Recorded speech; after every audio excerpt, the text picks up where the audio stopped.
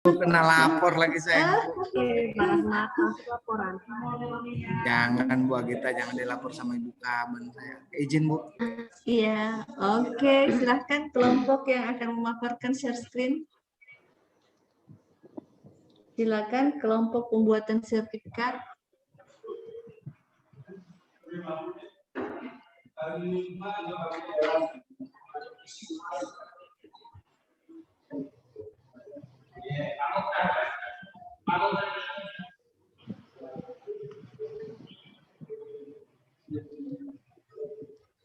Oh iya, oke.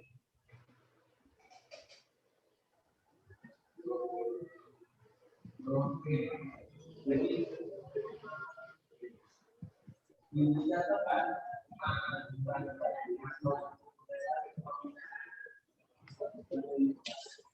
jadi di rumuskan ya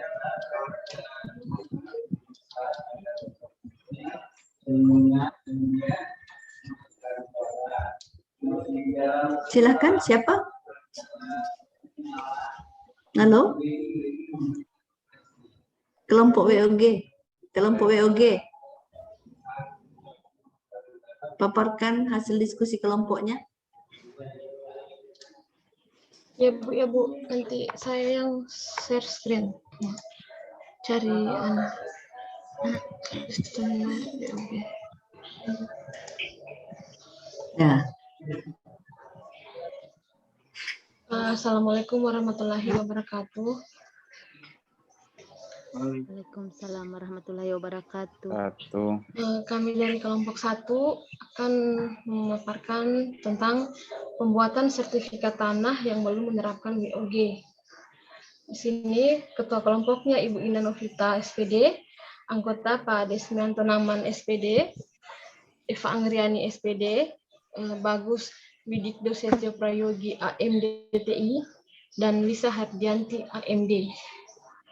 Nah, untuk deskripsi singkat, sertifikat tanah merupakan bukti otentik atas hak tanah yang dimiliki. Memiliki sertifikat tanah berarti kita memiliki bukti terkuat atas penguasaan lahan. Tentu saja kepemilikan sertifikat tanah harus dibuktikan dengan benar. Maka dari itu, pembuatan sertifikat tanah sangatlah penting. Pengurusan sertifikat tanah dilakukan di Kantor Badan Pertahanan Nasional atau BPN. Nah, cara mengurus sertifikat tanah terkadang cukup rumit bagi beberapa orang. Namun, mau tidak mau, penting untuk segera mengurusnya sebab menjadi bukti atas kepemilikan tanah. Sertifikat tanah penting guna memberikan kepastian hukum kepada pemilik. Salah satu tahapan untuk mengaktifkan sertifikat tanah, kita harus menyelesaikan atau membayar BPHTP, Bea Perolehan Hak atas Tanah dan Bangunan, di Kantor Dinas Pendapatan Kota. Setelah itu, kita kembali lagi ke Kantor Badan Pertahanan untuk melaporkan bahwa kita telah selesai membayar BPHTB dengan disertakan bukti pembayarannya. Dampak yang ditimbulkan dari itu tadi yaitu menggunakan biro jasa dalam pengurusan karena tidak mau repot. Kemudian yang kedua, waktu penyelesaian pembuatan atau pengaktifan sertifikat tanah menjadi tidak efisien. Dan yang ketiga, pemilik tanah akan lebih banyak mengeluarkan biaya untuk berpergian dari kantor satu ke kantor yang lain. Kemudian strategi atau model best perfect BOG, yaitu menyediakan layanan terpadu satu pintu antara Badan Pertahanan dan Badan Pendapatan Kota, agar bisa lebih mengefisienkan waktu pelayanan. Kemudian mengurangi biaya pengurusan, serta dapat meminimalisir penggunaan biro jasa dalam hal pengurusan. Terima kasih.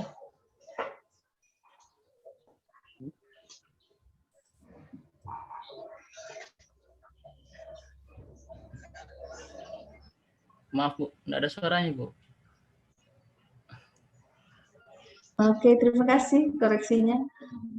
Baik, Bapak Ibu yang saya hormati, terima kasih banyak. Kelompok 1 telah memaparkan hasil diskusi kelompoknya. Silakan kelompok 2 dapat menanggapinya.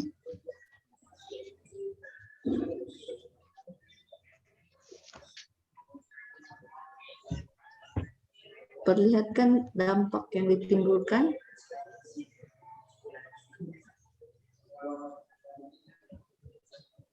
penggunaan biro jasa. Memang biasanya ini yang tidak mau repot, pakai biro jasa, mengurus sertifikat, pakai calo, ya. Dan ini memang banyak karena calo mendapat peluang, ya. Waktu penyelesaian pembuatan sertifikat tanah menjadi tidak efisien, lebih lama, ya. Pemilik tanah akan lebih banyak mengeluarkan biaya. Betul. Pakai calo saja itu sudah harus dibayar. Nah, siapa sih yang mau ke sana kemari tanpa dibayar? Sudah dia harus membutuhkan bensin dan lain sebagainya. Jasanya yang dibayar. Mari kita lihat solusinya, strateginya. Ya. Penyediaan layanan satu pintu terpadu. Layanan terpadu satu pintu.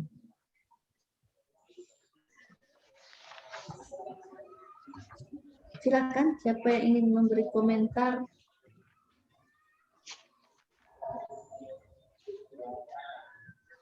Kelompok 1, 2, ada yang ingin berkomentar tentang WOG? Bagaimana WOG itu, pendekatan WOG dibangun untuk bagaimana menyelesaikan berbagai permasalahan, ya, menyelesaikan permasalahan dari berbagai aspek. Bu, izin Bu. Iya, silakan.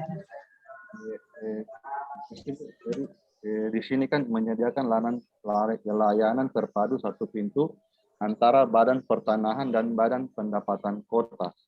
Mungkin bisa juga Bu ditambahkan dengan kantor camat barangkali Bu. Soalnya kan kalau untuk sertifikat tanah biasanya berurusan di kecamatan juga. Jadi mungkin bisa tiga itulah yang dijadikan satu pintu kalau bisa. Terima kasih Bu. Oke, terima kasih. Jadi bukan kantor camat tapi perwakilan, ya, perwakilan kecamatan. Ya betul Bu. Perwakilan kecamatan yang menangani urusan pertanahan. Memang kan biasanya kalau yang demikian kan harus ada dari camat dulu, karena yang punya wilayah Pak Camat yang tahu persis itu dari kecamatan ini punya siapa dan lain sebagainya, ya, supaya tidak menerbitkan sertifikat yang double. Iya.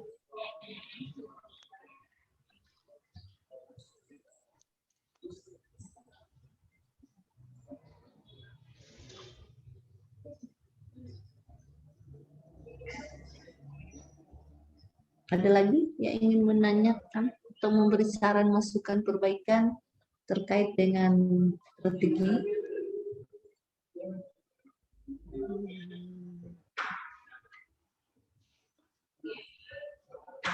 Silakan, Bu Dewi. Baik Bu, terima kasih.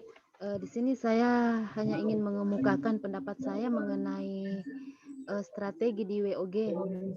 Bagaimana kalau misal merubah sistem yang ada, di mana sistem sekarang yang sangat di sini sistemnya mengefisienkan waktu pelayanan, mengurangi biaya pengurusan.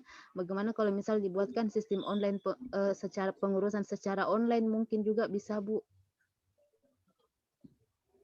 agar tidak antri di tempat pelayanan, agar dapat mengurangi biaya pengurusan. Jadi pengurusan sertifikat online, ya. Iya, mungkin bisa juga seperti itu Bu. Kira-kira menurut pendapat teman-teman yang lain, apakah memungkinkan sertifikat online kepemilikan, ya? Kira-kira bagaimana pertimbangannya? Siapa berkomentar, boleh. Mungkin ini Bu, proses pengisian formulirnya mungkin melalui online.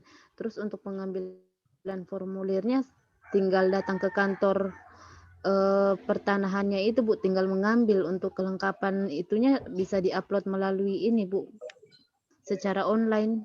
Oh iya. Untuk kelengkapan.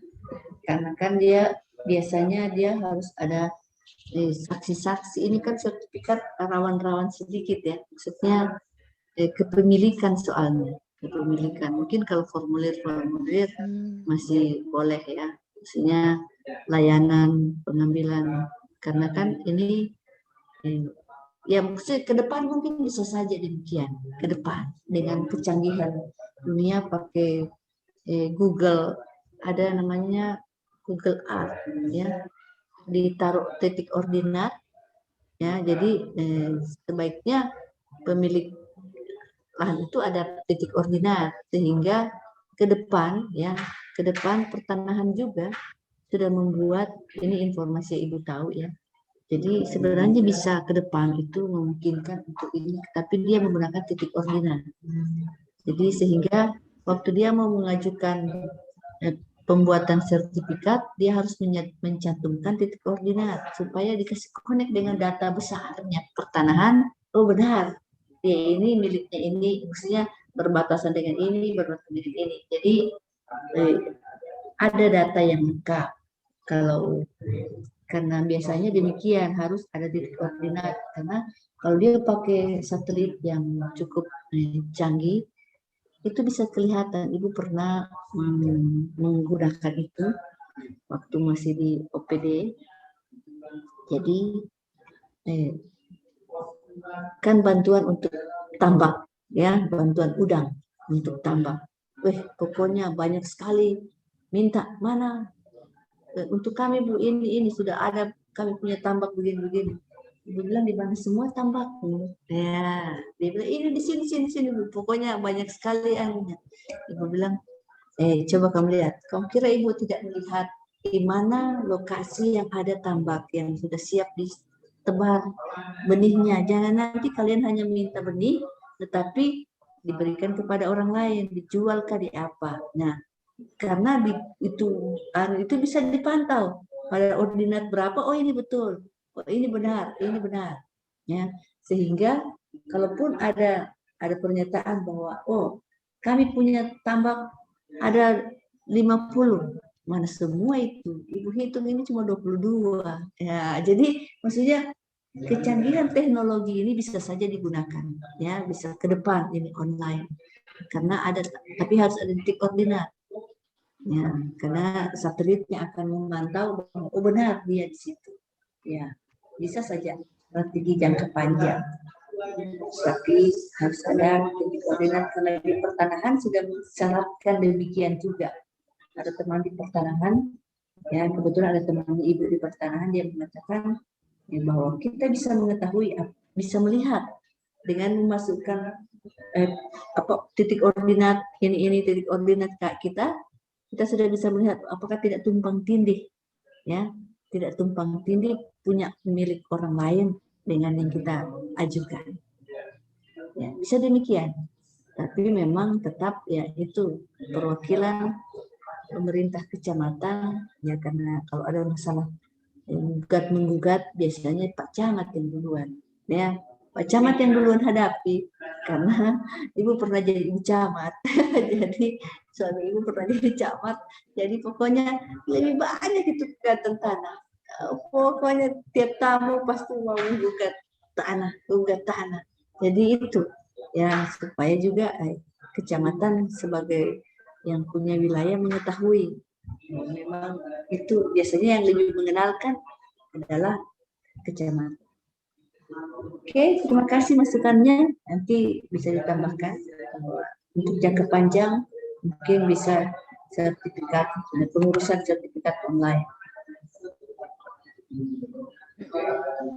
Oke, tetapi kan tetap harus ada kerjasama. Walaupun dia online, tetapi dia kerjasamanya ada dengan pertanahan, kecamatan. Diharapkan semua sistem sudah online, sehingga bisa digunakan secara online semua urusan. Ke depan itu akan begitu, ya. Ke depan akan demikian. Kita lihat sudah makin cepat hal itu yang kita prediksi. Oh, berapa tahun ternyata dia majunya lebih cepat. Oke, ada lagi bisa ditambahkan? Kalau tidak, ya masih. Oke, silakan Pak. Izin Bu. Ya, silakan. Izin Bu, izin menambahkan, kalau saya mau menambahkan untuk poin 1 itu kan menyediakan layanan terpadu satu pintu, antar perwakilan kecamatan, Badan Pertanahan dan Pendapatan Kota, bagaimana kalau ditambahkan dengan menambahkan papan informasi di dalam kantor tersebut, di mana papan informasi itu berisi tentang alur mulai dari pendaftaran sampai penerimaan sertifikat, beserta dengan estimasi harga yang jelas, dan waktu yang bisa diberikan. Karena kalau untuk orang awam biasanya tuh bingung, Bu, ini mau kemana, itu yang biasanya menghambat orang awam kalau mengurus administrasi. Beserta dengan estimasi harganya, karena kan biasanya kan ada calo yang bisa menaikkan harga. Kayak kalau di kantor polisi itu kemarin saya sempat lihat ada itu baliho bahwa tentang pengurusan SIM 150, tapi tetap ada yang minta 300, ada yang minta 350. Gitu. Kalau bisa ditambahkan papan informasi di bagian kantor layanan terpadunya, Ibu, supaya lebih terorganisir. Oke. Terima kasih, Bu. Ya, terima kasih Excel. Jadi Excel menyarankan bahwa ada disediakan papan informasi untuk menggambarkan jalur pengurusan sertifikat, supaya dengan retribusi atau biaya yang kan di dalam pelayanan publik itu kejelasan masalah biaya itu harus jelas sesuai peraturan pembuatan papan informasi ya.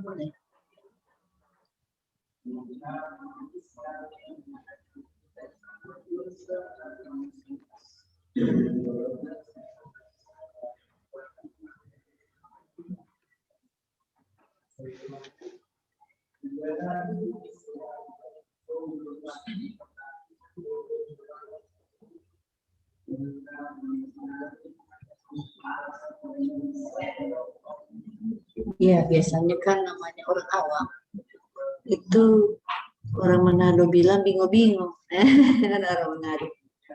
Kalau orang Manado, Marcel ini Excel dari Manado ya? Siap, iya, Bu. Oh iya, Ibu punya teman Andrat, bersaudara? Tidak, Bu. Oh, hanya saja. Marganya saja. Marganya sama Montolalu. Montolalu, Bu. Ya, karena ibu itu bukan karena marga sama makanya ibu tanya. Rupanya tidak. Oke. Jadi pembuatan papan informasi di bagian kantor pelayanan terpadu mengenai alur pengurusan sertifikat dan biaya. Alur dan biaya. Penting itu biaya, jangan lagi di situ ada pungutan dia. Oke, terima kasih. Baik, Bapak Ibu yang Ibu banggakan, sudah beberapa memberi masukan, perbaikan ya untuk WOG.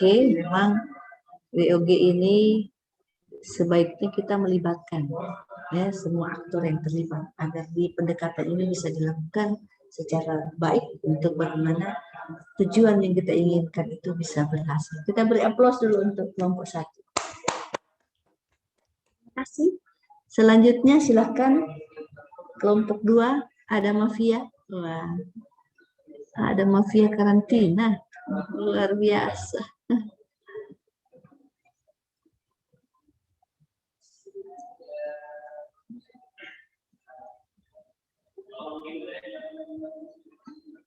Silakan siapa yang memaparkan.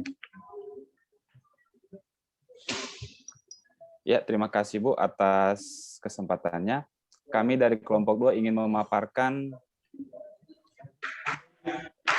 tugas kelompok kami, di mana kami mengambil judul ada mafia karantina, epidemiologi khawatir Indonesia alami lonjakan COVID-19 seperti di India. Sebelumnya saya akan memperkenalkan kelompok kami. Yang pertama ada Marcelino Patrick Montolalu AMD KA, itu saya sendiri sebagai ketua. Yang kedua ada Ibu Dewi Murni binti Syamsuri AMD, ada Pak Arif Nur Muhammad Akbar AMD, Pak Faisal AMD MI, dan Pak Ibnu Sadik AMD. Deskripsi singkat, epidemiologi dari Universitas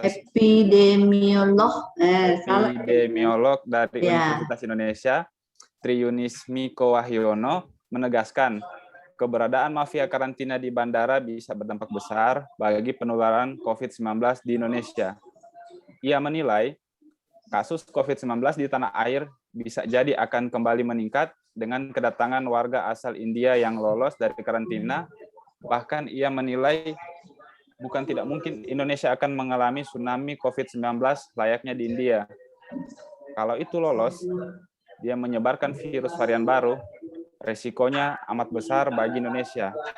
Yang terjadi di India bisa saja terjadi di Indonesia, kata Tri saat dihubungi kompas.com, Kamis 29 April 2021. Tri menjelaskan penularan COVID-19 di India bisa terjadi dengan cepat karena mutasi virus corona varian B1617 yang bermuatan mutasi ganda. Oleh karena itu, jika varian virus tersebut sampai tersebar ke Indonesia, penyebaran juga akan berlangsung dengan cepat. Apalagi, sama seperti Indonesia juga memiliki jumlah penduduk yang besar dan masih banyak warga yang tidak tertib protokol kesehatan. Yang membantu atau meloloskan itu harusnya tahu resiko buat Indonesia.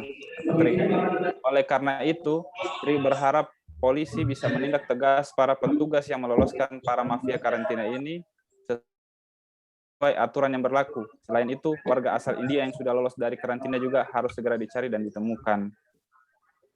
Dalam sepekan, polisi mengungkap 2 kasus mafia karantina di Bandara Suta. Modusnya sama. Oknum di bandara disogok sejumlah uang oleh penumpang dari India supaya lolos dari kewajiban karantina kesehatan 14 hari. Pada kasus pertama, WNI dari India berinisial JD menyerahkan uang sebesar 6,5 juta rupiah kepada 3 orang yang mengaku petugas bandara, yakni S, RW, dan GC. Setelah diperiksa, S diketahui sebagai pensiunan Dinas Pariwisata DKI Jakarta, sementara RW adalah anak pelaku dari S. S dan RW dapat memiliki kartu pas sehingga dapat keluar masuk bandara dengan leluasa. Dari hasil penyelidikan mendalam, JD diketahui bukan satu-satunya yang berhasil diloloskan ketiga mafia karantina itu. Sebelumnya, GC, RW, dan S pernah 2 kali meloloskan WN India masuk ke Indonesia tanpa proses karantina. Kasus kedua adalah lolosnya 5 WN India dari kewajiban karantina berkat bantuan 4 WNI.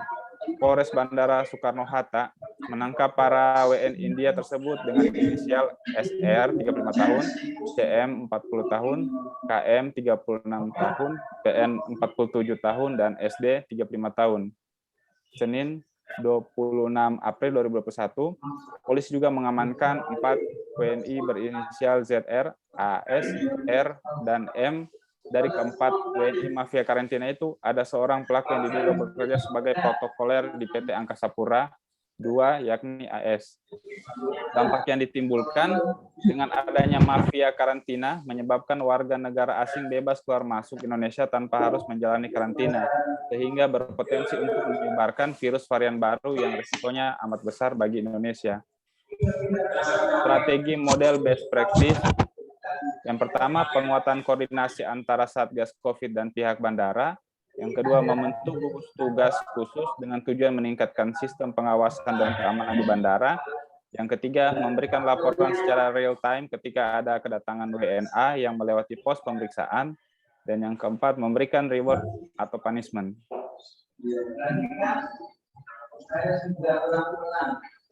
Oke, sudah?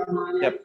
Sekian Ibu, terima kasih. Oke, jangan lupa ditutup anunya. Maksudnya walaupun belum selesai, tetapi sekian dan terima kasih. Kalau seminar juga begitu ya, nantinya dengan diam-diam supaya coach dan penguji tahu bahwa oh sudah. Jadi baik, kelompok 2 sudah memaparkan dengan baik apa yang menjadi tugas kelompoknya. Silakan apabila ada yang ingin memberikan masukan, tambahan, atau bertanya berkaitan dengan hal-hal apa yang disarankan. Silakan. Ada?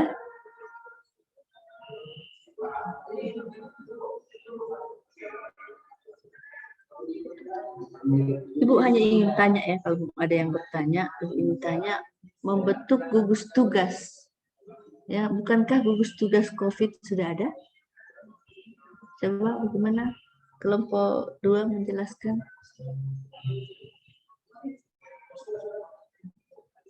Mungkin dia bukan membentuk lagi, ada kata lain yang, karena kalau Ibu tahu ya, di bandara-bandara ada penjagaan untuk gugus tugas. Kenapa di sini disarankan strateginya membentuk gugus tugas khusus dengan tujuan meningkatkan sistem pengawasan dan keamanan di bandara. Mungkin bisa ada masukan perbaikan.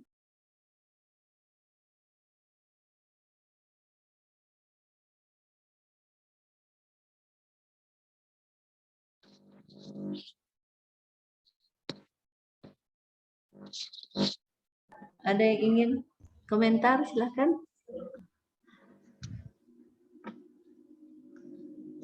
Ibu, Silahkan Dewi, silahkan. iya Bu, mungkin kalau memang satuan gugus tugasnya sudah ada, mungkin ini Bu mungkin mengoptimalkan sistem kinerja gugus tugas khusus dengan tujuan meningkatkan, lebih mengoptimalkan kinerja yang sudah ada mungkin Bu. Oke, ya. Itu jadi dia mengoptimalkan. Ya bukan lagi membetul, karena kan gugus tugas sudah ada. Tapi dia bisa lolos karena dia tidak optimal atau tidak maksimal, ya. Iya, enggak, iya. Oke. Ya, baik Bu, terima kasih Ya, Bu. terima kasih. Silakan, ada lagi yang ingin memberi komentar atau bertanya?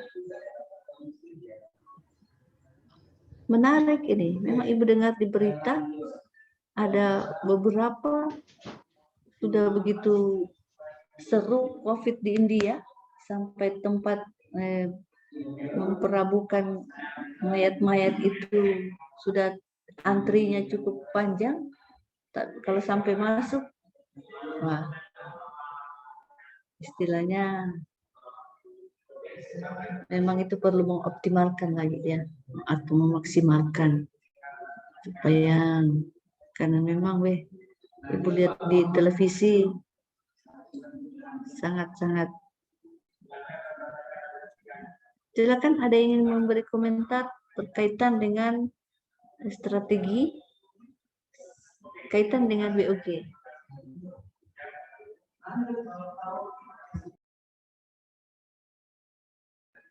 Ada yang ingin bertanya? Raise hand boleh? Tidak ada?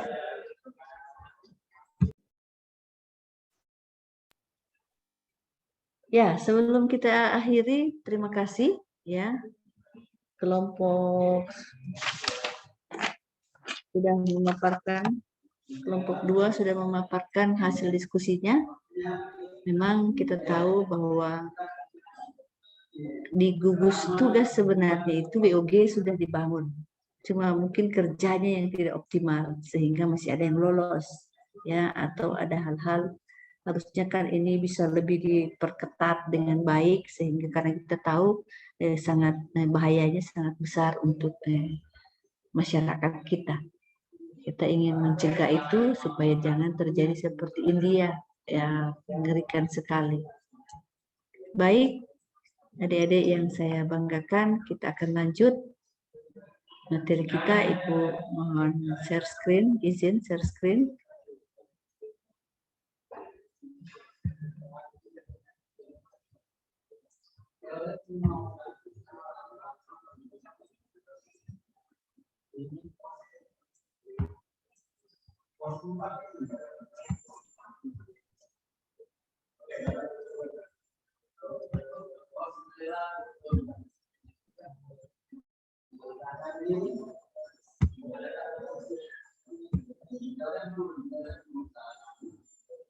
Sabar ya, sedikit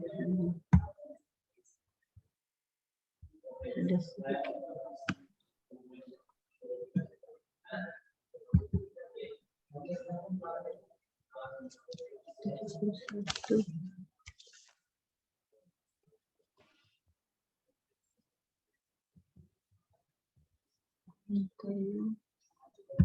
Kita tadi sudah sampai di manajemen ASN ya. Ya, Bu.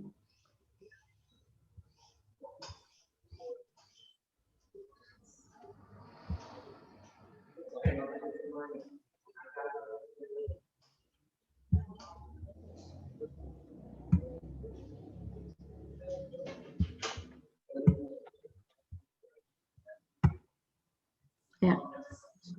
Tadi sudah di manajemen ASN, tapi tadi hampir selesai, belum selesai.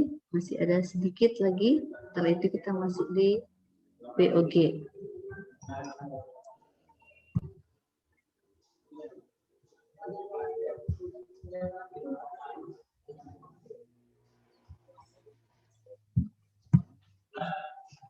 Tadi kita sudah di pengadaan, ya. Sudah di ini yang pengecualian sudah ya. Bahwa ada pengecualian atas usia pensiun. Kayaknya sudah di.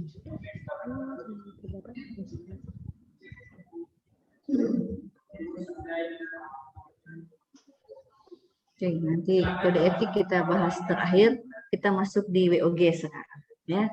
Mari kita lihat, kita tadi sudah berdiskusi tentang bagaimana WOG, pendekatan WOG digunakan untuk ada mafia karantina, ada pembuatan sertifikat tanah, ya, yang belum menerapkan WOG.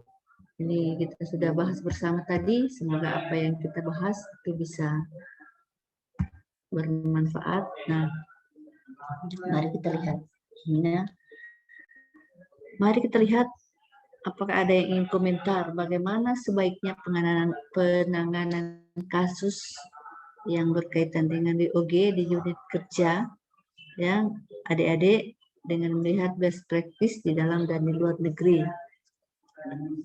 Ibu ingin komentar, ya, dari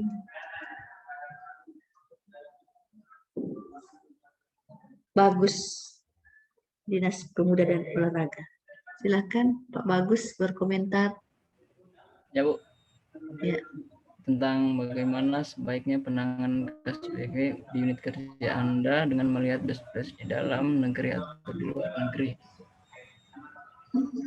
Maksudnya best practice ini, Bu, yang terjadi sekarang atau bagaimana, Bu? Iya, kita melihat contoh yang ada, best practice, ya, bahwa yang baik yang bisa kita lakukan dengan bagaimana penanganan kasus di tempat kita. Ya, kita melihat contoh yang ada di luar dengan atau di tempat lain berkaitan dengan misalnya penanganan, satu contoh ya, pemuda dan olahraga, ya. Pak Bagus kan ada di pemuda dan olahraga. Kalau misalnya kita ingin meningkatkan prestasi olahraga Kabupaten Sigi, ya, bagaimana kita membuat itu supaya ada prestasi olahraga Kabupaten Sigi yang bisa kita tonjolkan, kita bisa angkat ke atas untuk bisa menjadi lebih baik. Apakah bisa mengikuti event provinsi, event nasional. Bagaimana caranya dengan pendekatan WOG? Tidak sendirian, tidak hanya dinas saja yang mau urus barang itu. Ya, oke, silahkan. Jadi kalau menurut saya, Ibu, untuk meningkatkan prestasi khususnya di Kabupaten Sigi di bidang olahraga, yaitu kita pasti harus ada bantuan-bantuan dari pihak-pihak luar, Bu, seperti klub olahraga.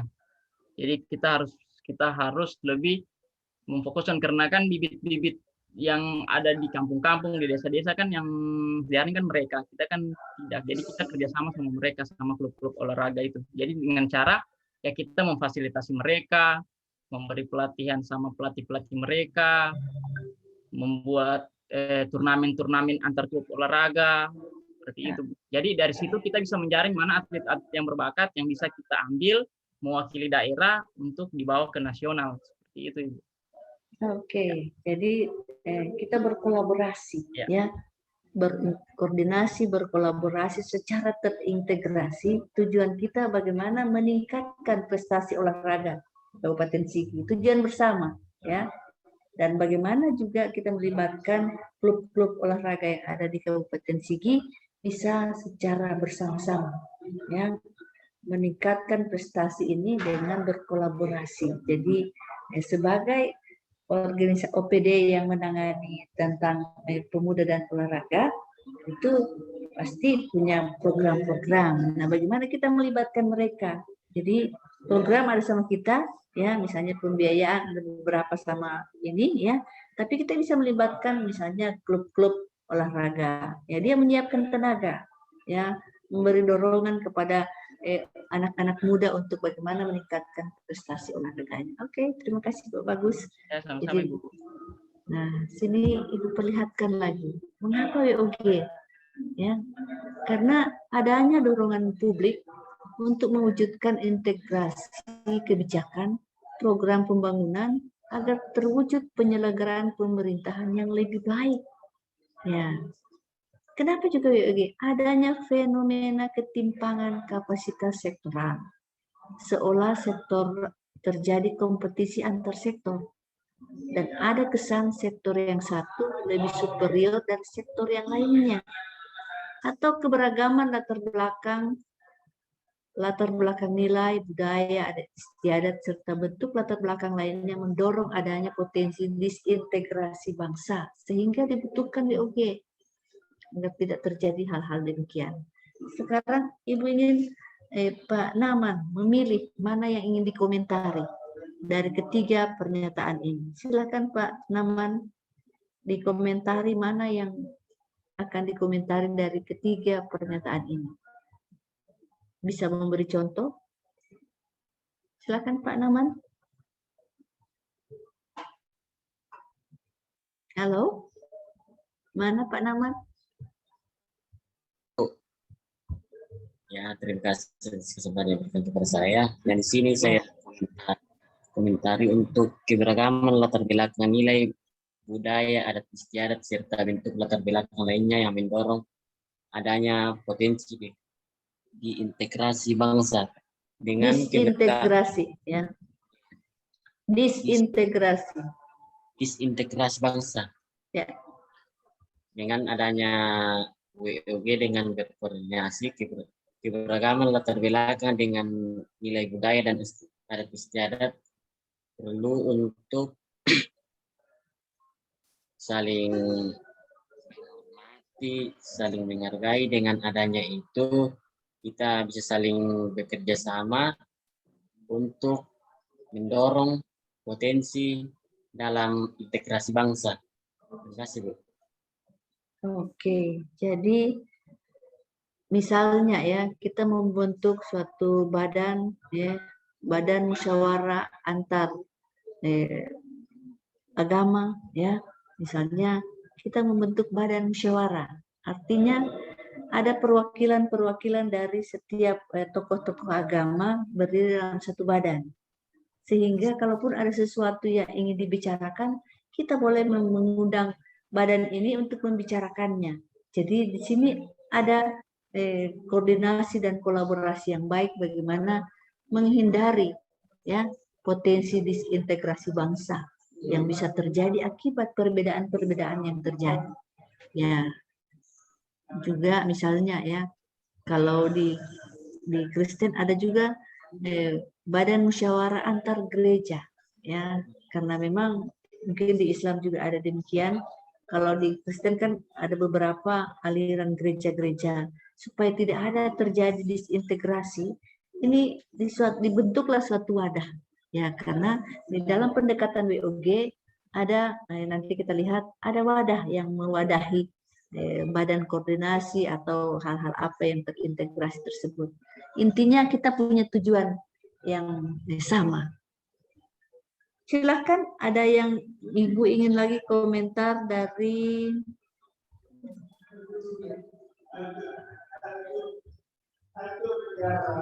Pak Faisal, Pak Oyong. Bisa memilih yang belum dipilih Pak Naman. Ada 2 pilihan. Yang 2, Bu. Ya, silahkan. Sektor. Saya kasih contoh saja, Bu. Silakan, Ya. contoh boleh. Misalnya Badan Lingkungan Hidup untuk pembangunan yang baik dibutuhkan lahan terbuka hijau. Tapi dalam pembangunan dibutuhkan biaya. Pada Badan Pertambangan, mereka ingin mengalihfungsikan lahan itu menjadi lahan tambang, Bu, pertambangan, untuk menghasilkan uang untuk pembangunan. Seperti itu, Bu. Jadi masing-masing merasa ada terjadi kompetisi, ya, antar sektor. Kesannya satu lebih superior dari sektor yang lain. Sektor yang satu lebih superior. Jadi misalnya pertambangan mau buka tambang, sementara dari BLH ingin ada daerah terbuka hijau, ya, atau ada misalnya kawasan-kawasan yang harus dihijaukan. Nah, di sini harus ada keterpaduan, ya. Ada duduk bersama, yang mana duduk bersama membicarakan ini, harus ada koordinasi, harus bagaimana memanfaatkan lahan itu, ya, supaya dia bisa menjadi lebih baik. Ada tujuan bersama yang ingin dibangun. Tetapi kalau dia begini antar OPD, berarti di atasnya lagi yang akan mengkoordinir, yang membentuk tim. Jadi misalnya atas keputusan bupati, ya, supaya ini bisa. Sekarang Ibu ingin satu komentar. Yang pertama itu dari Ibu Eva. Silakan Bu Eva komentar yang pertama. Adanya dorongan publik untuk mewujudkan integrasi kebijakan program pembangunan agar terwujud pelanggaran pemerintah yang lebih baik. Di sini dengan adanya kerjasama atau koordinasi berbagai lembaga dengan menerapkan WOG, jadi di situ dengan adanya perkembangan informasi, di sini kita bisa bekerja sama semua untuk mencapai tujuan bersama. Seperti itu, Bu. Oke, terima kasih. Ya, itu menjadi bagian dari WOG, bahwa ada koordinasi yang terintegrasi untuk mencapai tujuan bersama. Baik, pendekatan WOG ini sangat baik karena dia meningkatkan efektivitas, menciptakan solusi yang berkelanjutan, menyelesaikan permasalahan dari berbagai aspek. Nah, coba komentar Ibu Ina, Ibu ingin dengar komentar Ibu Ina tentang menyelesaikan permasalahan dari berbagai aspek. Yang bagaimana itu? Halo Bu Ina.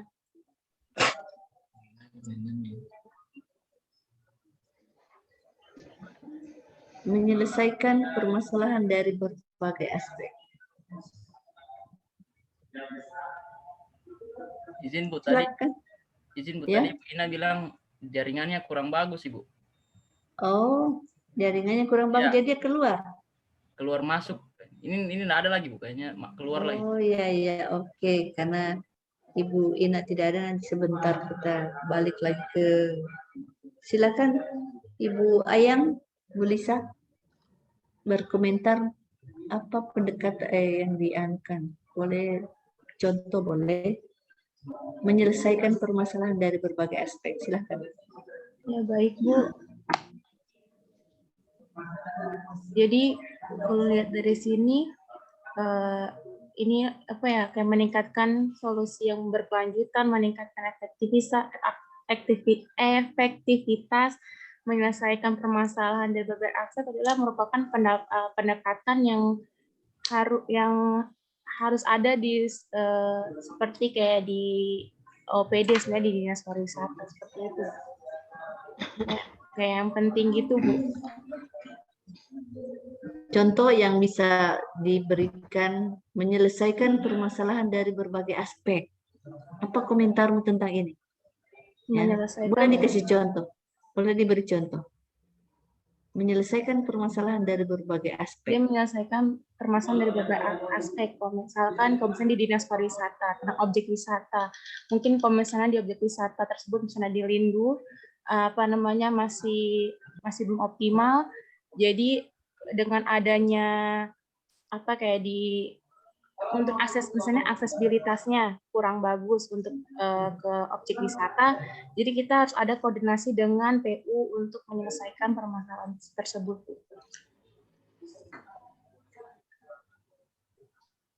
Ada lagi komentar? Iya, Bu. Oke, iya. Terima kasih. Maaf, Bu. Ya, Iya.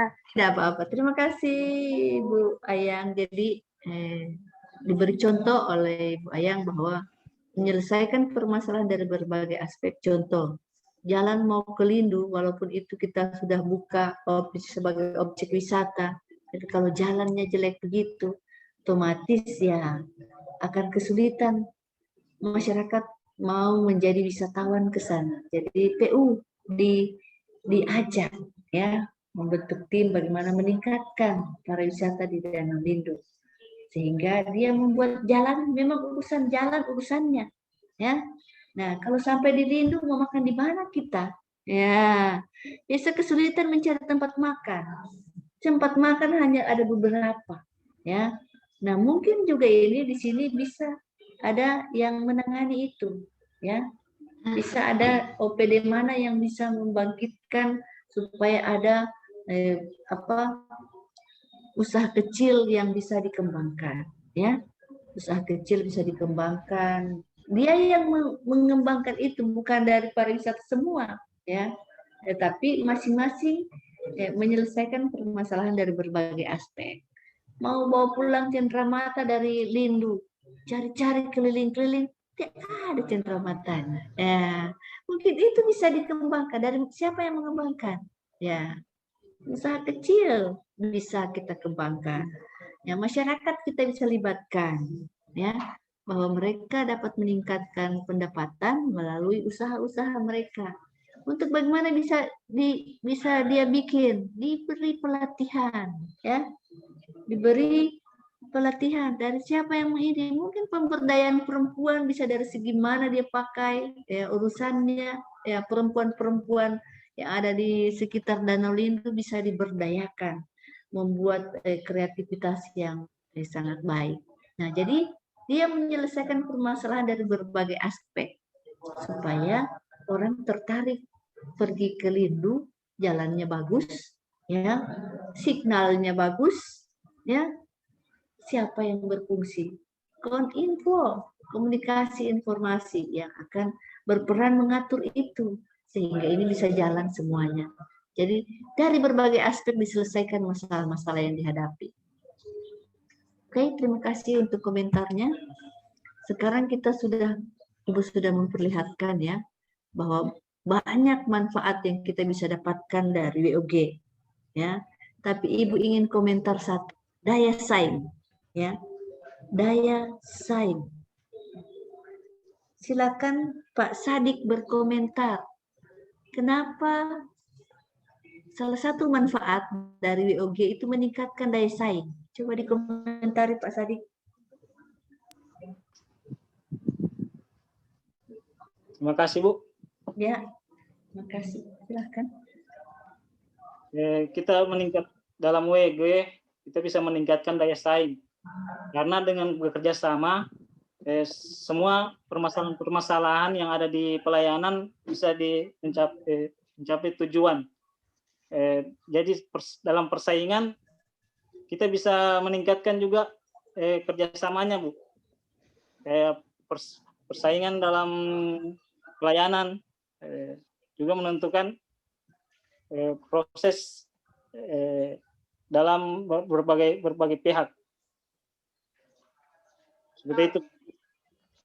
Oke, meningkatkan daya saing. Contohnya ya, ini contohnya. Danau Poso dan Danau Lindu. Ya, ini kan dua-duanya objek wisata danau. Nah, bagaimana Kabupaten Poso meningkatkan daya saing supaya juga bisa bersaing dengan yang lain-lainnya? Maksudnya daya saing artinya ada ketertarikan wisatawan untuk ke situ karena dia sudah bagus ya. Ini dia meningkatkan daya saing. Jadi Contoh di Poso saja ya, contoh di Poso yang sangat sederhana yang pernah Ibu. Kalau Ibu mau membandingkan Poso dengan di Danau Lindu, ya Danau Poso dengan Danau Lindu, kalau di Poso ya jalannya bagus, ya ke Danau Poso itu tidak susah, walaupun dia sedikit jauh, ya. Tetapi sebenarnya kalau ke Lindu itu lebih dekat dari Kota Palu dibandingkan ke Danau Poso yang cukup jauh. Tapi karena jalannya bagus, kita lebih memilih membawa ke Danau Poso karena bisa satu keluarga pergi dengan mobil sendiri, misalnya ya. Kalau ke Danau Lindu mesti naik ojek, waduh, ya barang-barang kita semua apa dan sebagainya itu semua menjadi pertimbangan. Artinya, ya daya saing sudah meningkat di Poso. Di Poso sudah banyak tempat-tempat menginap, tempat-tempat wisata, siuri dan lain sebagainya sangat menarik. Melihat fotonya saja ya, ada teman-teman Ibu ke siuri namanya. Ibu melihat fotonya yang begitu indah, tertarik, kapan-kapan kita pilih siuri, ya sudah gagah sekali dia. Nah, bagaimana Danau Lindu itu bisa meningkatkan daya saing bahwa orang tertarik mau ke Danau Lindu karena itu, wah jalannya sudah bagus, mulus, bisa bawa mobil sendiri, bisa bawa barang-barang, ya otomatis itu mempermudah urusan. Dan di sana juga ada tempat-tempat menginap yang sangat bagus. Ya selain pemandangannya, kalau pemandangannya kan pasti. Nah, mungkin bisa juga ditingkatkan bahwa kalau di Danau Poso ikan mujairnya bagus-bagus. Tapi jangan di Danau Poso, di Danau Lindu. Kalau di Danau Poso sogilinya, wah, sogili lagi menarik hati di Danau Poso. Nah, artinya ini meningkatkan daya saing. Bagaimana meningkatkan nilai jualnya? Dengan kita ber-WOG, ya pendekatan WOG kita lakukan, artinya semua sektor yang kita butuhkan itu bisa terbangun dengan baik, sehingga bisa meningkatkan daya saing. Orang masih pilih di Danau Lindu karena dia dari jarak dia dekat, ya dibandingkan ke Poso yang cukup jauh. Tapi kalau jalan begitu, Ibu masih memilih Poso, ya karena masih bisa sampai mobil ke situ jalan-jalan, tidak setengah mati naik ojek. Ya, itu artinya daya saing demikian ya, bahwa bagaimana dia bisa diminati, ya mempunyai nilai jual, ya daya saing itu mempunyai nilai jual, ada nilai tambah di dalamnya yang kita bisa nikmati. Misalnya pemandangan indah, tetapi juga kesananya tidak terlalu kesulitan. Oke, terima kasih. Nah, kita lihat lagi, kita lalu Ibu sudah sampaikan ini, tetapi kita memperdalam. Karena di sesi ini kita harus menukik ke dasar, melihat menjadi lebih dalam. Prinsip WOG ini ada 5. Kolaborasi, kebersamaan, kesatuan, tujuan bersama, melibatkan seluruh aktor. Ya, itu tadi sudah Ibu katakan bahwa kita harus melibatkan seluruh aktor, karena kalau kita sendiri mau urus ini pariwisata, ya dinas pariwisata sendiri mau urus tidak jadi. Jangan ego sektoral tetap dijaga, jangan. Kita harus bangun ini dengan legowo, bahwa itu urusanmu, ini urusanku. Sekarang Ibu ingin bertanya, Ibu ingin mendengar komentar dari Ibu Dewi, ya berkaitan dengan kolaborasi dalam prinsip WOG. Mari Bu Dewi, silakan dikomentari. Baik Bu, menurut saya kolaborasi ini yaitu ada beberapanya, ada lebih dari satu instansi yang dapat menangani suatu permasalahan. Misal saya kasih contoh perkembangan industri di Kabupaten Sigi. Perkembangan industrinya ini bisa saja bekerja sama dengan Dinas Pertanian, di mana Dinas Pertanian dapat mengarahkan atau memberi contoh bahan-bahan baku yang lebih baik digunakan. Dari kualitas bahan bakunya, mungkin Dinas Pertanian bisa memberikan solusi tentang bahan baku yang baik.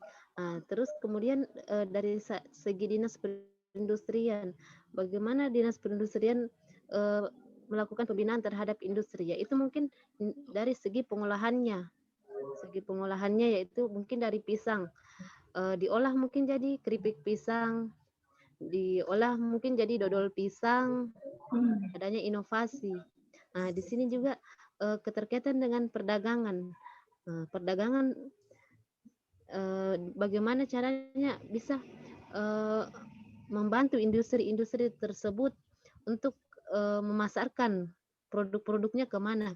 Nah, dengan contoh mungkin ada rekomendasi dari perdagangan ke retail-retail tertentu seperti bandara, ada tempat-tempat ini yang khusus untuk produk-produk industri kecil menengah di bandara, terus bisa juga ke Alfamidi, bisa juga ke seperti Grand Hero yang lebih ramai lah di Kota Palu sini. Seperti olahan bawang goreng itu sudah banyak masuk ke pusat perbelanjaan, di mana ada 3 sektor yang dapat saling berkoordinasi, ada pertanian, ada perdagangan, ada industrinya. Ya, mungkin seperti itu saja Bu, saya berikan contohnya. Oke, terima kasih Bu Dewi. Jadi bisa juga perhubungan. Ibu pernah lihat di Toraja ya, mana sih Pak Manannya, Pak Naman. Di Toraja Ibu naik bus, ya. Di Toraja Ibu naik bus, itu bus pasti singgah dulu di tempat oleh-oleh, ya. Di situ begitu banyak oleh-oleh dijual, ya, berbagai jenis hasil olahan-olahan masyarakat. Saya tanya ke Bapak sopirnya, Pak, kenapa kita harus singgah di sini, Pak? Ya, kan iseng-iseng Ibu bertanya. Ibu hanya ingin cari tahu, apa ya, ada apa di balik ini? Jadi, kami ini kalau tidak singgah di sini dapat kena denda. Ya, karena ini menunjang industri rumah tangga daerah sini. Kalau kami tidak singgah, kami akan kena tegur. Nah, jadi dia akan dilapor oleh yang punya ini, yang mengelola pasar oleh-oleh itu, bahwa ini yang tujuan Makassar tidak singgah mobil ini, itu akan dapat tegur. Ya, jadi dinas perhubungan ini, jadi dia berkolaborasi supaya suka atau tidak mau beli atau tidak dia singgah dulu di situ. Biasanya walaupun kita tidak mau beli karena kita butuh juga oleh-oleh, beli sudah 1-2 bungkus. Ya, kalau ada 10 yang singgah, ya akhirnya kan bisa berkembang. Ya, usaha kecil yang menyiapkan oleh-oleh itu kan bisa berkembang. Kalau tidak aku kan rugi. Ya, itu salah satu teknik. Sehingga waktu itu Ibu kan masih di Buol. Ibu katakan ke Ibu Bupati, kalau mau Ibu PKK ini bisa hidup usahanya, minta dinas perhubungan, jadi semua rental yang akan keluar kota harus singgah dulu di situ. Mau beli atau tidak itu urusan berikut. Tapi paling tidak dia singgah, dia menceritakan saja, ada ini barang ini di sini. Misalnya dia tidak punya uang pas-pas. Tapi paling tidak dia bisa memberi informasi kepada orang lain. Kalau mau beli oleh-oleh di sana itu banyak sekali. Kami singgah waktu itu. Ya, jadi ini kita harus membangun kolaborasi, ya, kolaborasi agar bagaimana tujuan yang ingin kita capai bisa dicapai. Ya, kita harus melihat semua peluang itu. Dan ini adalah pikiran-pikiran kreatif dan bisa kita lihat dari tempat lain. Tidak harus kita buat dulu baru gagal, baru kita mau kembangkan. Tidak, kita bisa melihat yang berhasil di tempat lain, kita amati, tiru, dan modifikasi. ATM namanya. Berinovasi itu ber-ATM. Ya. Amati, tiru, dan modifikasi. Ya, kita lihat dari Toraja, dia singgah dulu. Ya, kita buatlah di tempat kita. Terus semua dinas perhubungan bikin aturan, kalau perlu ada edaran bupati di ini, singgah di sini dulu semua mobil-mobil yang akan keluar kota, sehingga bisa berkembang usaha-usaha masyarakat. Oke, kita melihat lagi ya bagaimana caranya. Ini ya caranya ber-WOG itu koordinasi, integrasi, kedekatan dan pelibatan. Ini beberapa tipenya. Ini beberapa keterangannya, banyak hal ya yang bisa kita lakukan. Misalnya kita melakukan joint venture, misalnya jangka panjang, ya. Kita ingin membangun pariwisata, ya. Tidak mungkin dalam 1 tahun selesai, ya. Kita butuh waktu bertahun-tahun, tetapi itu terprogram dengan baik. Perencanaan jangka panjangnya sudah diatur, tidak tiba masa habis akal, ya. Orang bilang tiba masa habis akal. Kalau tiba masa habis akal itu namanya cilaka. Nah, jadi jadi harusnya perencanaan jangka panjang sudah diatur bersama, ya. Khususnya kerjasama pada pekerjaan-pekerjaan yang besar, yang tidak bisa 1 tahun kita bikin, mungkin 5 tahun kita bikin. Setelah 5 tahun dia kelihatan, wah ini rupanya maksud dan tujuan, ya.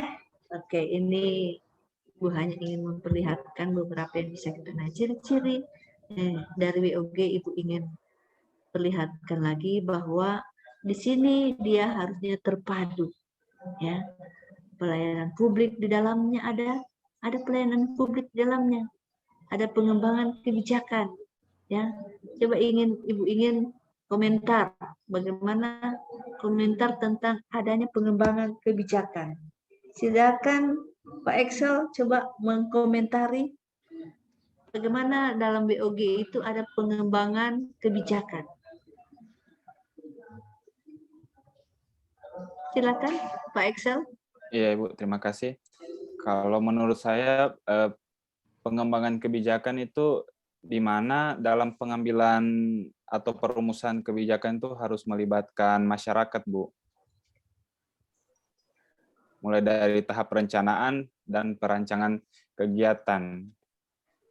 Contohnya tuh kalau di dinas perhubungan itu kayak musrembang, Bu, musrembang. Ya. Jadi kalau kayak kita sebagai selaku pengelola transportasi untuk daerah-daerah terpencil, bisa kita melakukan musrembang itu untuk mengetahui apa sih kendala-kendala yang ada di daerah-daerah terpencil mengenai transportasi. Seumpama mereka mau melakukan perjalanan atau memuat-muat bahan makanan dan sejenisnya, Bu. Oke.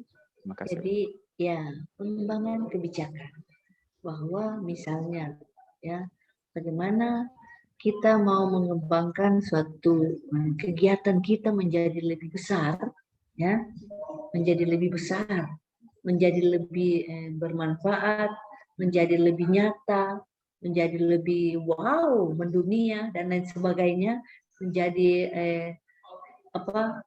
keluar dari hal-hal yang biasa, ya, supaya dia lebih efisien, efektif. Itu harus ada pengembangan kebijakan. Ya.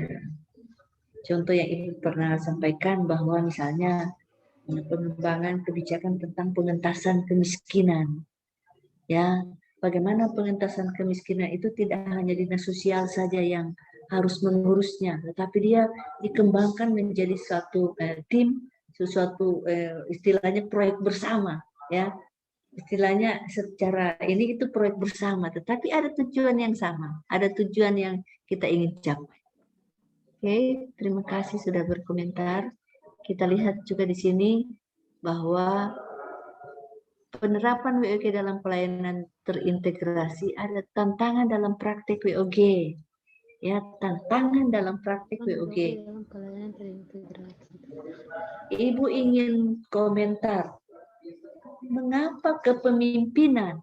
Ya, mengapa kepemimpinan masuk dalam tantangan dalam praktik WOG? Kenapa kepemimpinan justru dia masuk dalam tantangan? Ya, apa yang menyebabkan kepemimpinan masuk dalam tantangan dalam praktik WOG? Ibu ingin komentar dari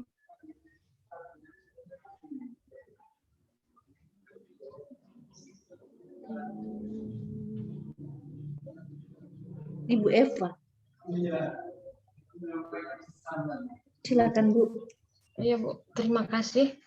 Nah, karena di sini pemimpin yang dibutuhkan dalam WOG ini dia harus mampu mengakomodasi dari berbagai lembaga tersebut untuk mencapai tujuan bersama. Makanya di sini untuk penerapan WOG itu dia kepemimpinannya termasuk dalam tantangan seperti itu, karena di sini harus dibutuhkan kepemimpinan yang bisa mengakomodasi dari beberapa lembaga atau sektor yang bekerja sama untuk mencapai tujuan bersama. Gitu, Bu. Terima kasih. Oke, terima kasih Bu Eva. Jadi Bu Eva mengatakan kenapa kepemimpinan masuk dalam tantangan dalam praktik WOG. Karena memang untuk melaksanakan sesuatu hal dalam OPD tersebut itu kepemimpinan sangat berperan penting, ya. Bagaimana dia bisa mendukung suatu hal yang akan dikerjakan oleh OPD-nya untuk bisa berhasil, ya. Itu sudah disampaikan. Nah, tapi Ibu ingin ada tambahan dari Ibu Ina. Coba Ibu Ina berkomentar. Mengapa kepemimpinan, ya, masuk dalam tantangan dalam praktek WOG? Terima kasih kesempatannya, Bu. Ya, kalau menurut saya, karena ini WOG ini ada kolaborasi antara dua instansi atau lebih, jadi kalau dengan kepemimpinan masing-masing instansi atau organisasi itu biasanya memiliki visi misi tersendiri, kemudian ego pribadi. Jadi struktural, atau ya. tantangannya untuk menyatukan pikiran atau visi misi yang berbeda, kemudian harus disatukan dalam WOG. Mungkin seperti itu. Oke, ya. Terima kasih. Ada lagi yang ingin berkomentar lain tentang kenapa kepemimpinan masuk dalam tantangan? Ada? Ibu ingin raise hand? Ada yang ingin raise hand? Mengemukakan pendapatnya. Silakan. Ya, terima kasih, Bu. Ya, silakan Pak Bagus. Menurut saya kepemimpinan sebagai tantangan untuk WOG dalam pelayanan terintegrasi, yaitu kepemimpinan dia bisa mengayomi semua lembaga-lembaga yang ada di dalam yang saling berkolaborasi dalam WOG itu, Bu. Jadi dia tidak mementingkan salah satu lembaga, tapi dia harus adil. Itu, Ibu. Oke, jadi terima kasih, Bu. Terima kasih sudah memberikan tanggapan kenapa kepemimpinan masuk dalam tantangan dalam praktik WOG. Ya, ini pengalamannya Ibu ya sebagai pemimpin ya. Bagaimana kita mau mensukseskan apa yang menjadi tujuan bersama itu dengan tugasnya kita sendiri. Maksudnya kita punya tugas dan fungsi, kita harus buat itu semaksimal mungkin apa yang menjadi tugas kita bisa berhasil mendukung tujuan bersama yang ingin kita capai, ya. Itu kenapa kepemimpinan? Karena kalau tidak bagus kepemimpinannya, otomatis dia tidak bisa mensukseskan apa yang menjadi tugas dan fungsinya di dalam menyukseskan tujuan bersama yang ingin dicapai. Ya, contohnya, ya, sebagai kepala badan penyuluhan waktu itu Ibu, kalau penyuluh-penyuluh yang ada di bawahnya Ibu tidak bisa mendukung dengan baik apa yang menjadi program bersama ini, otomatis ya tidak akan bisa mentransfer teknologi ya kepada petani-petani untuk bagaimana bisa menanam jagung yang baik dan benar sehingga produktivitasnya meningkat. Nah, kalau kita tidak mampu melakukan itu dengan kepemimpinan yang ada, ini akan sulit. Atau kita cuek saja, itu kan urusan negara, misalnya ya, ini kan urusan negara, ya biasa saja. Nanti juga bagaimana jadi saja. Ya, tidak ada kepedulian seorang pemimpin. Kepemimpinannya di sini yang harus dikembangkan bagaimana usaha-usaha yang kita ingin capai bersama itu bisa berhasil. Nah, sehingga kita mengerjakan tugas kita dengan tanggung jawab penuh, ya dengan serius. Bagaimana bisa mencapai itu? Karena ini kita berkolaborasi dalam WOG itu masing-masing melakukan apa yang menjadi tugasnya, ya untuk mencapai tujuan bersama. Ya, tidak mencampuri urusan lain, tetapi duduk bersama membicarakan. Saya bagian penyuluhan, situ bagian dinas pertanian, bagian mengadakan benih dan saprodi yang lainnya. Ya, PU bikin jalan yang bagus, supaya transportasi menjadi aman.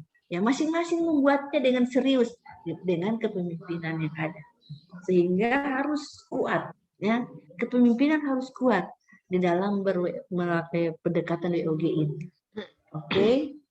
Jadi itu yang bisa kita lihat dari WOG. Nah, kita lihat lagi model pola ya praktik WOG dalam pelayanan publik ini banyak yang bisa kita lakukan. Ya, pelayanan satu atap, satu pintu, terpusat, elektronik ya dan sebagainya. Ini menurut fungsinya dia ada pelayanan administrasi, jasa, barang, birokrasi. Sekarang Ibu, tadi kita sudah berbicara tentang WOG, masih ada yang ingin tanyakan sebelum kita berpindah sejenak ke kode etik? Ada yang ingin bertanya tentang WOG?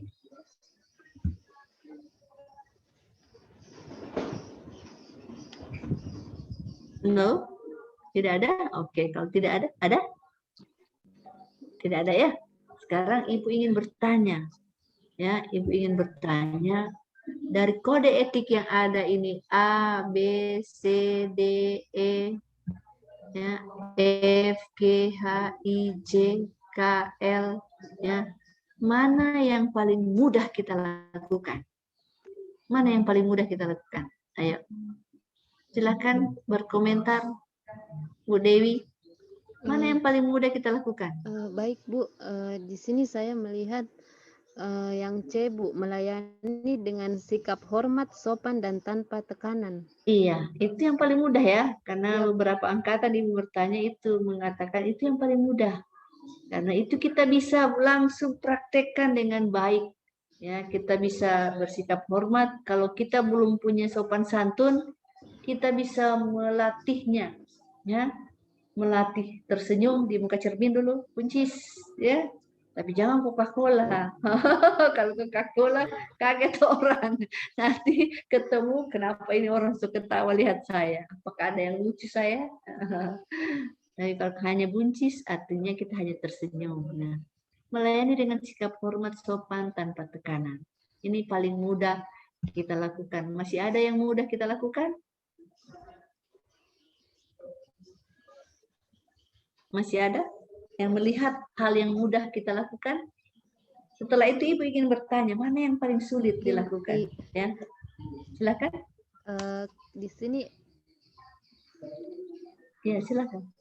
Di sini kalau di sini saya melihat di bagian Ibu memberikan informasi secara benar dan tidak menyesatkan kepada pihak lain yang memerlukan informasi terkait kepentingan kedinasan. Karena itu dari diri kita sendiri, apakah kita ingin memberikan yang sesat-sesat kepada orang lain atau memberikan arahan yang benar? Ini yang mudah ya. Iya.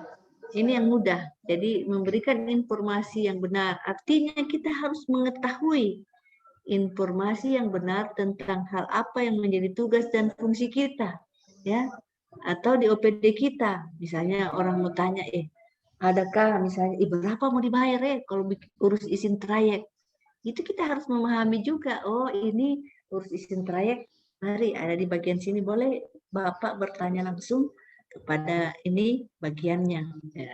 Paling tidak kita tidak menyesatkan, ya, tapi ada juga yang karena mungkin gayanya kita yang tidak meyakinkan, mereka ragu-ragu bertanya, ya ragu-ragu bertanya kepada kita. Jadi memang ini termasuk I adalah hal yang mudah dilakukan. Sekarang Ibu ingin bertanya, mana yang susah kita lakukan? Tadi kan Ibu sudah tanya, mana sudah sampaikan, mana yang sulit kita lakukan? Coba. Dan apa alasannya kenapa dia sulit?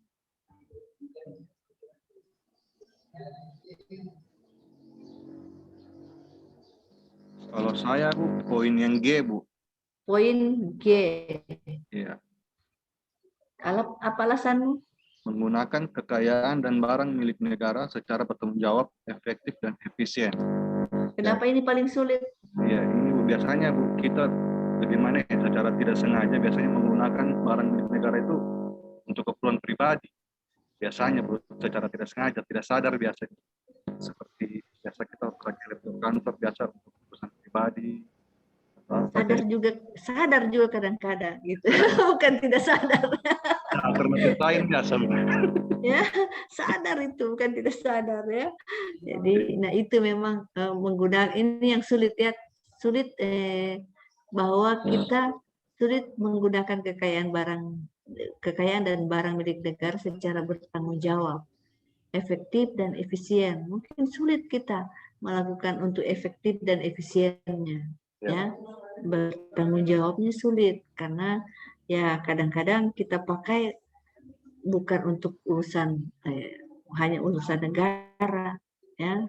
Kadang-kadang sampai rusak lagi, ya, karena dibawa pergi di Lindu, jalan-jalan karena ada teman Bu Ayang di pariwisata, mari kita rampi di Lindu. Wah, menggunakan mobil milik negara, terakhir ya karena jalannya kurang bagus, akhirnya terjadi kerusakan.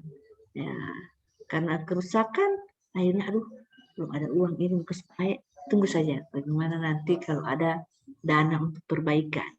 Nah, jadi sini hal-hal kadang-kadang memang betul kita bukan tidak sengaja lupa lupa, lebih banyak lupa disengaja ya, atau kadang-kadang pikir barang negara juga rusak tidak apa-apa ya, biasa ada yang berpikir begitu kan, barang negara rusak juga tidak apa-apa, banyak ganti ya, nanti diganti ulang lagi ya. Itu kita kadang-kadang kurang bertanggung jawab ya, kurang bertanggung jawab menggunakan barang milik negara. Atau misalnya sudah pindah OPD, biasa banyak ini kejadian. Sudah pindah OPD, ikut juga mau dibawa terus itu barang. Terakhir nanti dikejar-kejar Pol PP. Ada yang begitu? Mudah-mudahan tidak ada ya. Dikejar-kejar Pol PP baru mau dikembalikan. Nah, ini yang kadang-kadang sulit. Mudah-mudahan ke depan jangan demikian ya adik-adik. Ya, kalau ibu prinsipnya kalau itu barang negara kembalikan ke negara. Ya, kalau kita pindah ya, sampai teman-teman bilang, "Bu, kenapa? Kasihan masih susah, daerah mau beli lagi, ini masih bisa layak dipakai kok." Ya, ibu kembalikan dengan baik, malah dikasih bersih, dibersihkan dengan baik, dan kalau ada yang rusak-rusak sedikit diperbaiki baru dikembalikan. Supaya waktu kembali juga yang menerima tidak ngomel. Wah, ini pokoknya kalau barang dari dia pasti jelek semua. Rusak-rusak dia baru dikasih pulang. Ya, oke. Mana lagi yang silakan Pak Bagus, resihan mana yang susah lagi kita buat? Mana yang susah kita lakukan? Kalau saya tadi sebenarnya sama Pak Arif Nur, cuman kalau lantaran sudah dijelaskan ya, jadi saya pilih lagi seperti menjaga kerahasiaan yang menyangkut kebijakan negara, Ibu. Jadi kalau menurut saya, kita menjaga kerahasiaan yang menyangkut kebijakan negara. Poin yang saya tarik di sini, kebijakan seperti apa yang kita perlu rahasiakan, seperti itu, Bu. Kadang kita masih bingung, kebijakan seperti apa itu yang menyangkut, yang perlu kita rahasiakan. Karena dalam konteks yang kita pelajari sebelum kemarin bahwa kita sebagai pelayanan publik ya harus menyediakan informasi kepada masyarakat. Takutnya masyarakat nanti berpersepsi, masa dirahasiakan yang begini sama kita kayak begitu kan. Jadi kita sebagai ASN itu harus mengetahui dulu bagaimana cara kebijakan-kebijakan negara apa yang perlu kita rahasiakan kepada masyarakat luas, seperti itu, Ibu. Terima kasih. Oke, terima kasih. Kadang-kadang memang ya harusnya ini yang dirahasiakan justru kita bangga bahwa kita menjadi informan, ya, menjadi informan pertama menyampaikan kepada orang lain. Ya, kadang-kadang kita demikian karena kita ingin juga diakui, wah hebat juga dia tahu semua itu urusan. Kadang-kadang kan dia tahu semua itu urusan. Nah, biasanya begitu. Nah, yang ini yang harus kita khususnya ini di bagian penting ya, di bagian penting karena kalau dia berkaitan langsung dengan publik ya, artinya contoh misalnya ada yang perlu malah kita pasang baleho besar-besar supaya diketahui oleh publik informasi itu ya. Contoh misalnya peraturan daerah tentang retribusi itu harus jelas kepada rakyat karena ada kejelasan tentang biaya dan syarat-syaratnya jelas, syarat administrasi, syarat teknis dan lain sebagainya. Ya, tetapi ada kebijakan-kebijakan khususnya contoh, ya, contoh misalnya kebijakan yang menjadi rahasia negara atau rahasia kita. Contoh misalnya, ya, kita menjadi pansel, panitia seleksi, ya, promosi. Belum dilantik yang bersangkutan, wah sudah tersebar info mau dilantik dia, mau dilantik. Jadi mau dilantik dia, jadi belum dilantik sudah menyebar informasi atau belum diputuskan, ya, belum ditandatangani oleh bupati atau pejabat berwenang. Karena kita adalah panitia seleksinya, kita sudah tahu, oh ini yang mau juara 1, ya, ini yang mau juara 1. Ya, sudah sampai ke telinga yang bersangkutan. Nah, ini saya mau jadi pejabat, mau jadi kepala dinas, tenang saja. Ya, kalau saya sudah jadi kepala dinas, kau saya angkat jadi sekpri. Atau saya angkat kau jadi sekretarisku. Ya, di eselon 3. Jadi itu ada hal-hal yang harusnya belum harusnya diketahui oleh publik, sudah kita informasikan lebih awal. Jadi rahasia yang harusnya kita jaga. Jadi ada sifatnya rahasia yang harusnya kita jaga. Marcelino, Raisen, ada yang ingin disampaikan? Silakan. Mana yang sulit kita lakukan? Iya Bu, kalau saya izin Bu bisa naik ke silakan. nilai C Bu. Ya. Izin Bu, kalau saya yang saya rasa susah itu Justru C ini. Ya? Bukan Ibu, bukan. Ibu, melaksanakan tugasnya sesuai dengan perintah atasan atau pejabat yang berwenang sejauh tidak bertentangan dengan ketentuan peraturan perundang-undangan dan etika pemerintahan, Ibu. Ini yang sulit. Alasannya? Karena izin Bu,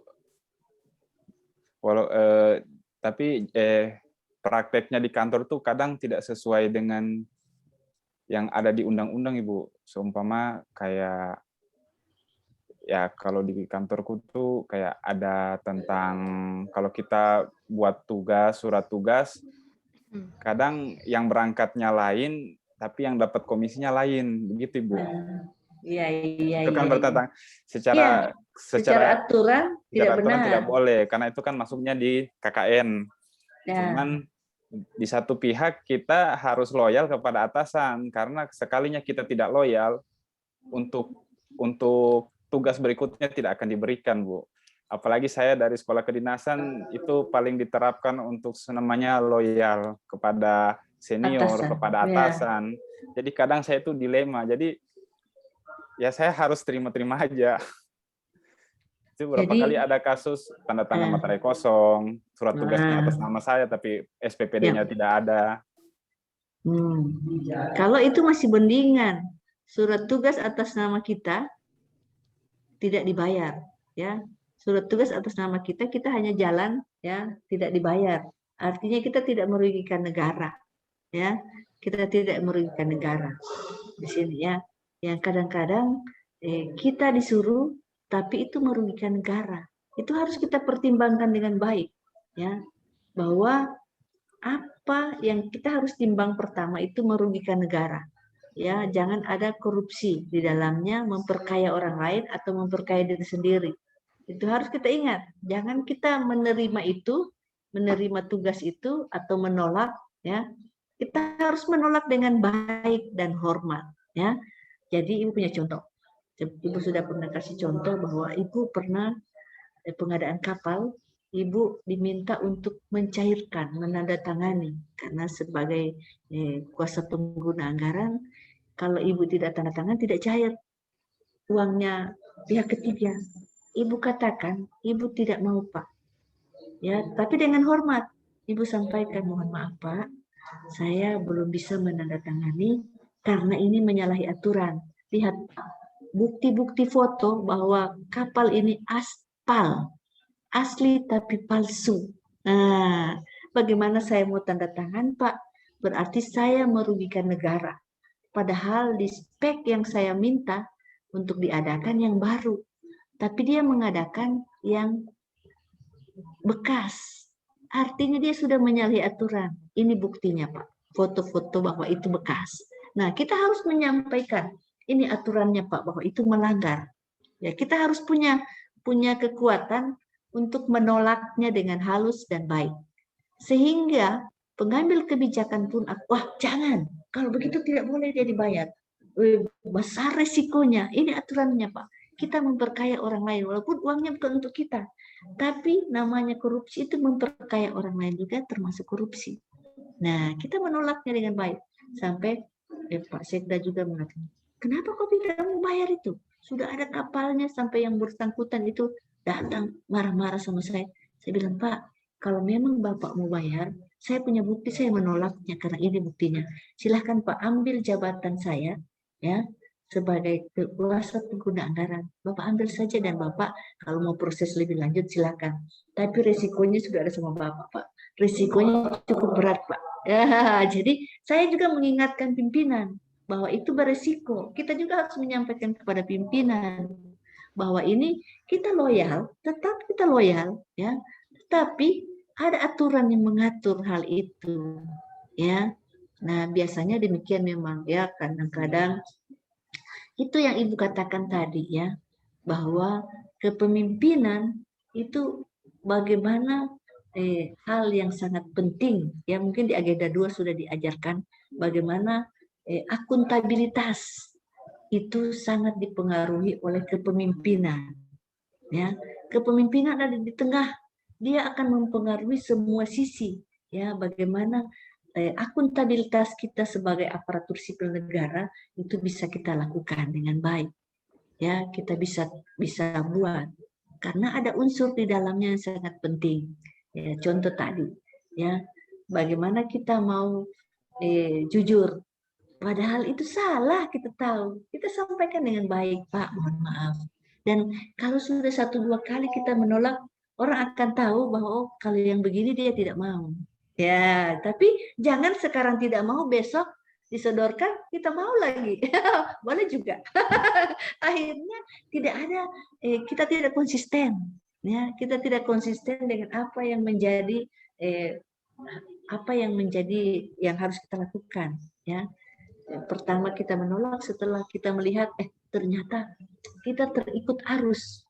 Dua orang pergi juga enak-enak jalan-jalan, ya, ke sana kemari ini, ya, tidak pergi juga dia dapat SPPD, yang penting mau tanda tangan, ya. Jadi itu, ya, bagaimana kita bersikap sangat penting, tapi dengan hormat, ya, dengan sopan kita sampaikan, mohon maaf Pak, mohon maaf Bu, kalau yang begini saya bukan tidak loyal kepada Bapak sebagai pimpinan, tetapi itu secara hati nurani Pak, tidak bisa saya ini secara hati nurani saya.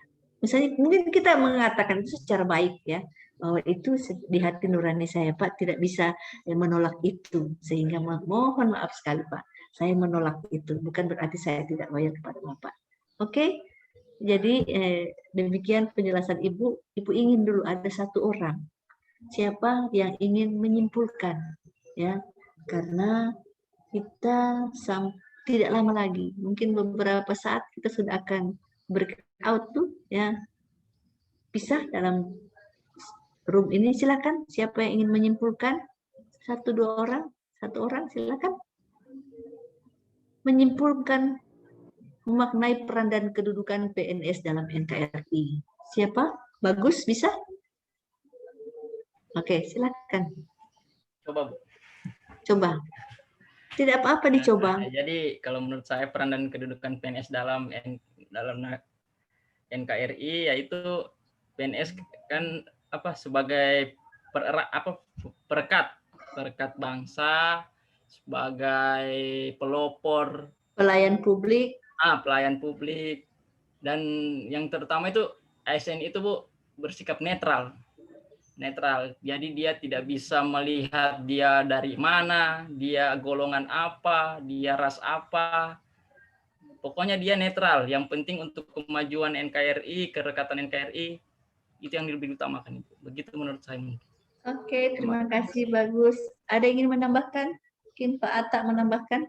Oh ya, silakan Dewi dulu. Dewi dulu ya. Maaf Bu, sebelum saya menambahkan, saya ingin menanyakan tugas Bu.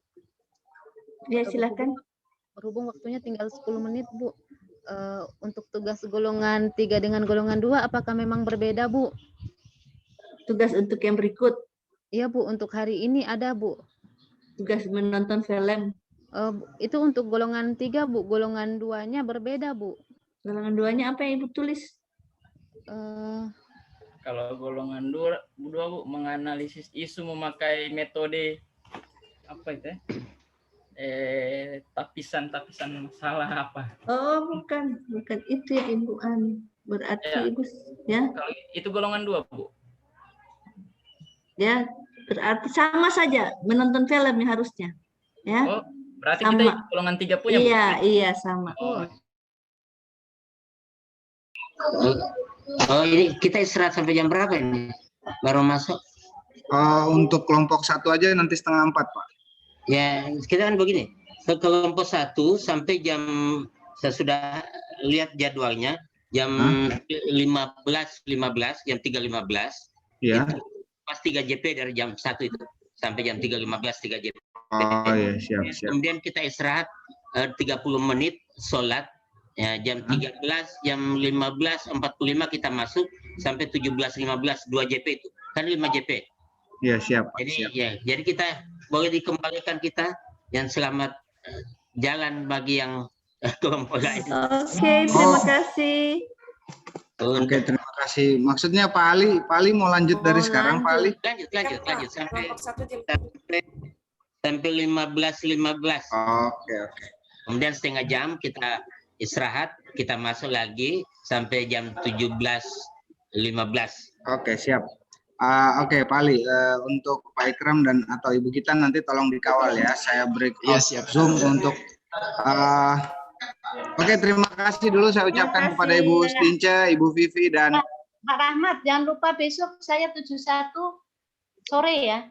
Siap, Bude. Kayaknya sore semua. Bukan sore. Ya, 16.45 ya, Pak Rahmat ya. Iya, karena ada ujian besok. Iya. Cocok nih, sip. Oke dan makasih saya pamit juga. Oke, terima kasih. Ya, makasih. Makasih Bude, makasih Bu Vivi dan teman-teman yang di kelompok 1 tadi penjelasan saya sudah jelas ya, Bu. Bapak Ibu di kelompok 1 terkait ujian evaluasi akademik. Ya Pak, insya Allah Pak. Tunggu Pak. Oke. Pak, Ya, Bu. Pak Ahmad besok jam 4 berapa? Jam 16.45. Sampai jam berapa itu, Bu? 16 pas atau 16.45? Saya manut saja. Saya terserah karena di sini kalau di jadwal ini saya baca 16.45 sampai 18.15. Terserah. Nanti kita sesuaikan dengan selesainya ujian, Bude ya. Oke, sip. Ya. Oke, siap. Ya. Untuk kelompoknya Bude dan yang penting informasi ada. Ya, siap. kami siap ya. Oke, terima kasih Bapak Ibu. Mohon maaf ya. Terima kasih dan untuk teman-teman yang lain mohon tinggal sebentar kecuali kelompok 1 yang saya sudah jelaskan dan kelompok 1 akan saya break out room sekarang. Untuk kelompok 4 tadi sudah jelas ya, tugasnya sama ya. Sama ya dengan golongan 3. Siap, Bu. Oke, makasih nonton film itu. Dengan waktu 45 menit. Tahannya yang kelompok 1 akan saya kirim. Saya buka ruangannya untuk kelompok 1, Pak Amiruddin, Pak Abdul Qayyum, Ibu Nurul,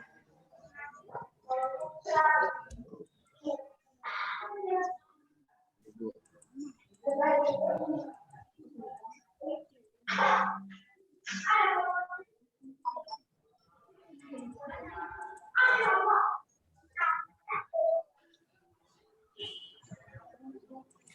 Oke, silakan Pak Ali, silakan bergabung. Saya join dulu, saya pastikan ada 1, 2, 3, 4, 5, 6, 7, 8, 9, 10. Oke, bentar ya.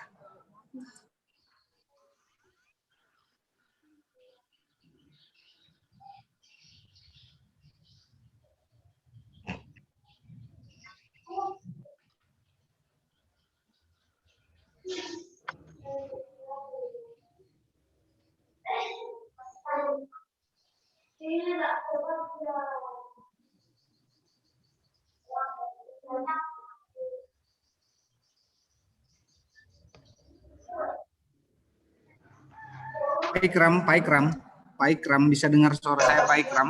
Bisa Pak, bisa. Oke, Pak Ikram nanti tolong untuk 15.45-nya difasilitasi ya. Iya siap Pak, siap. Istirahat setengah jam untuk kelompok 1 karena ruangan ini nanti akan saya tutup dalam waktu 3. Oh, enggak bisa. Pak Ikram nanti akan saya assign menjadi host. Siap Pak. Oke. Oke, siap. Untuk teman-teman yang berada di ruangan sini, tolong didengarkan penyampaian saya. Bapak Ibu sudah melewati agenda 3 dan 4. Artinya Bapak Ibu sudah bisa mengakses evaluasi akademik tahap 2. Pak Ibnu minta tolong jangan melotot, saya ketakutan Pak Ibnu.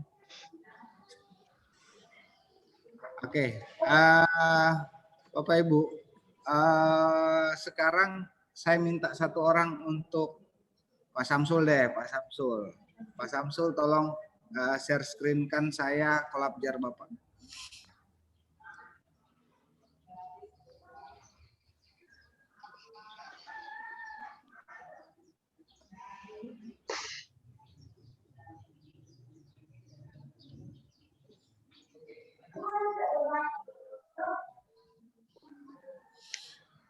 Bisa Pak Samsul? Iya. Saya paham kesulitan Bapak karena memang kita bicara dari hati ke hati Pak ya.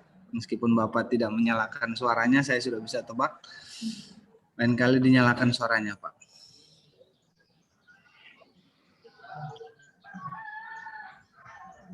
Loh, kok di close lagi?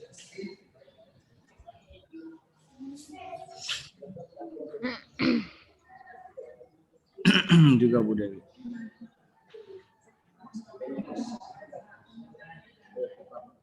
Oke, kayaknya jaringannya Pak Samsul bermasalah ya Pak. Yang jaringannya kuat ngacung dong. Angkat tangan.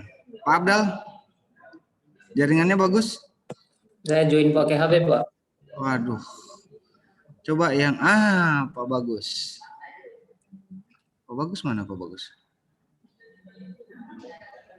Ya, silakan Pak. Duh. Sabar Pak, tunggu Pak. Untung masih bisa diterima gambarnya.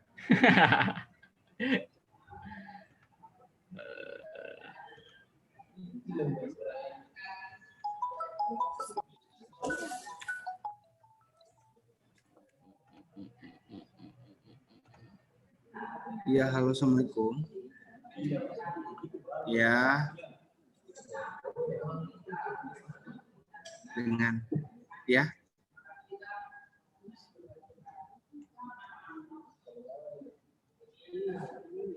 Dengan siapa nih? Hah? Halo? Vicky, saya lagi pengarahan ini Vicky. Iya, dengan peserta latsar, serius. Kau mau bergabung, saya bergabung dulu. Apa saya cuma mau tutup 30 menit ini? Kenapa?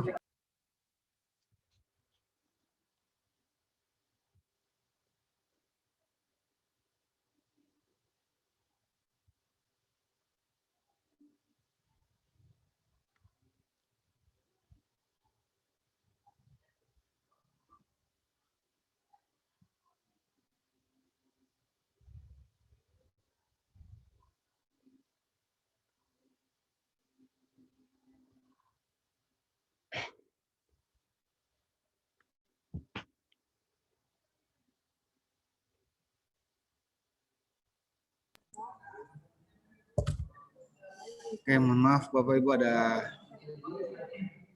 mohon maaf ada kesalahan teknis ya.